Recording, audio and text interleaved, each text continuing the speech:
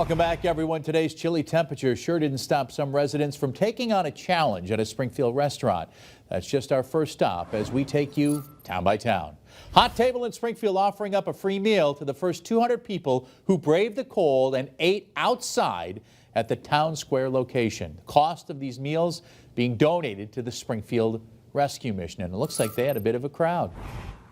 Over in Chicopee, the City Police Department will receive more than $14,000 in safety equipment grant funding.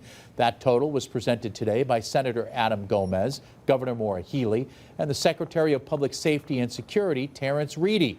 The department will be able to use this funding to purchase a variety of equipment, including new protective gear, thermal imaging cameras, hazardous gas detectors, and more. Springfield was also awarded grant money today. Their department will receive more than $35,000 in funding. When we come back, Jenna has one last look at our First Alert forecast.